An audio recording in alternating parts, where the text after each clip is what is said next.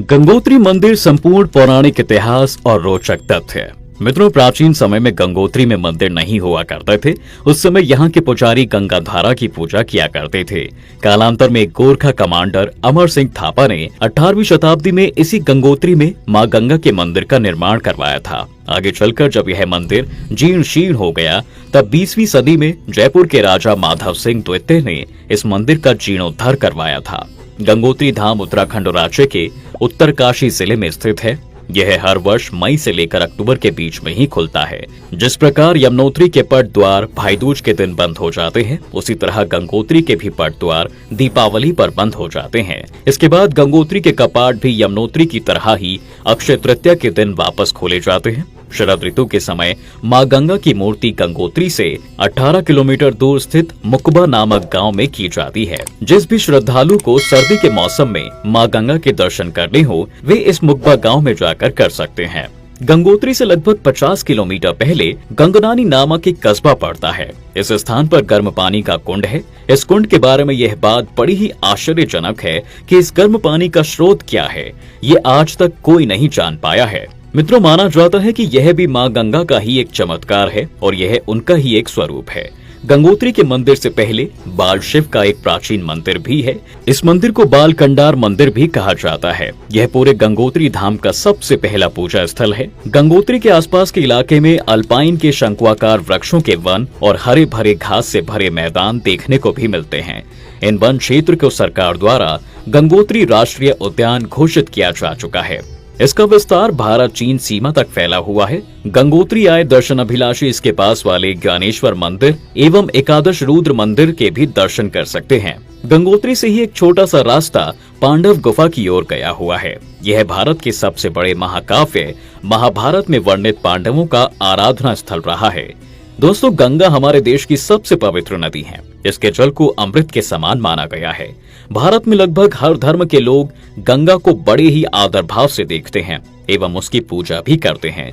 सनातन संस्कृति में गंगा को नदीतम माना गया है, यानी कि नदियों में नदी पृथ्वी की सबसे पवित्र नदी। इसीलिए तो हमारे यहाँ पर लोग गीतों में भी गाते हैं कि गंगा तेरा पानी अमृत झरझर बहता जाए, युग युग से इस देश की धरती तुझसे जीवन पाए। दोस्तों, हिंदुओं में किसी भी भगवान देवता आदि की पूजा क्यों न हो, बिना गंगा जल के वह संपन्न हो ही नहीं सकती। संक्षिप्त में कहा जाए तो भारतीय संस्कृति में मानव के जीवन से लेकर मृत्यु तक गंगा जल उसके संपूर्ण जीवन से जुड़ा हुआ है।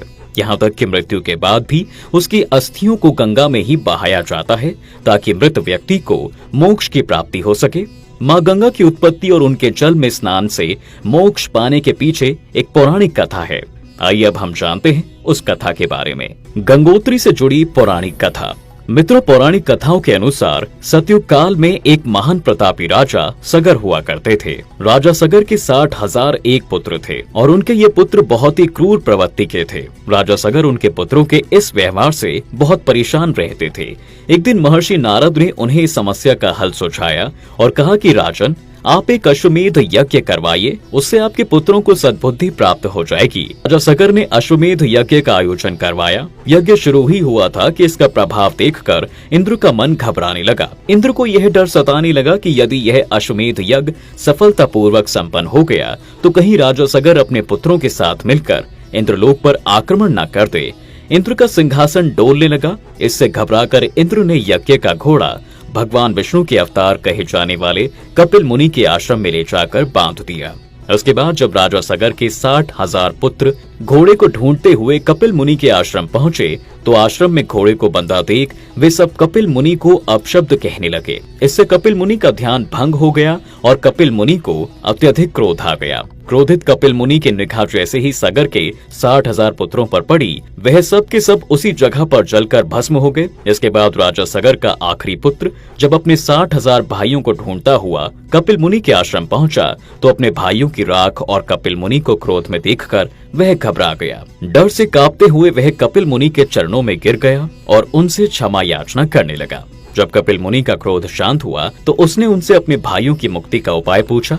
कपिल मुनि ने उपाय बताते हुए कहा कि भविष्य में तुम्हारे खानदान में राजा भागीरथ नाम का एक राजा होगा और वह अपनी कठिन तपस्या से माँ गंगा को पृथ्वी पर लाएगा। जब माँ गंगा यहाँ से गुजरेंगी तो उनके जल के स्पर्श मात्र से ही तुम्हारे भाइयों का कल्याण हो जाएगा। आगे चलकर मित्रों, जब राजा भागीरथ ने अपनी तपस्या के माध्यम से माँ गंगा को पृथ्वी पर आने का आग्रह किया तो भागीरथ के आग्रह पर गंगा जी धरती पर आने के लिए तैयार तो हो गईं, परंतु उनका वेग या गति इतनी तेज थी कि अगर वह सीधा पृथ्वी पर उतरती हैं, वे अपने प्रचंड वेग के कारण पृथ्वी का सीना चीरते हुए सीधे पाताल लोक में प्रवेश कर जाती हैं।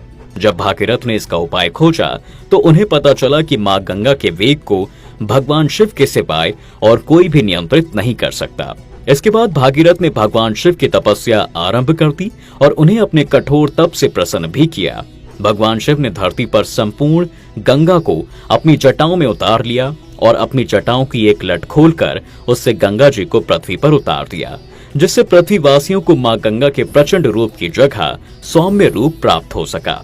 जिस जगह पर माँ गंगा भगवान शिव की लट के सहारे पृथ्वी पर उतरती थी, उस स्थान को ही आगे चलकर गंगोत्री कहा जाने लगा। गंगा हिमालय के सबसे बड़े ग्लेशियर्स में से एक गोमुख ग्लेशियर से निकलती है। गोमुख गंगोत्री से 18 किलोमीटर की दूरी पर पड़ता है। यह ग्लेशियर 30 किलोमीटर लंबा और 4 किलोमीटर चौड़ा है। गोमुख तक का रास्ता बहुत ही कठिन है, इसलिए बहुत ही कम मात्रा में श्रद्धालु यहाँ तक पहुँच पाते हैं। भारत में गंगा नदी इस गोमुख से निकलकर अलग अलग राज्यों से बहती हुई बंगाल की खाड़ी में जाकर समुद्र से मिल जाती है। गोमुख से लेकर देवप्रयाग तक इस नदी को भागीरथ के नाम से भी जाना जाता है। देवप्रयाग में जब इस भागीरथी के साथ अन्य 6 देव नदियां आकर मिलती हैं और आगे जब ये सप्तधारा बहती है तो इसे गंगा कहा जाता है। इन अन्य 6 नदियों के नाम है जाह्नवी, भील गंगा, मंदाकिनी, ऋषि गंगा, अलकनंदा और सरस्वती। दोस्तों, गंगा नदी धार्मिक रूप से पवित्र तो है ही, साथ ही वैज्ञानिक दृष्टिकोण से भी यह बहुत अद्भुत है। गंगा के पानी में बैक्टीरियोफोज नामक एक कीटाणु पाया जाता है जो शरीर के लिए हानिकारक छोटे छोटे बैक्टीरिया और कीटाणुओं को पनपने नहीं देता। इसलिए गंगा का पानी कभी भी किसी पात्र में भरकर रखने पर खराब नहीं होता। इसके अलावा पानी में एंटी एजिंग प्रॉपर्टी भी पाई जाती है जो हमारे शरीर को डिटॉक्सिकेट करने में काफी मदद करता है।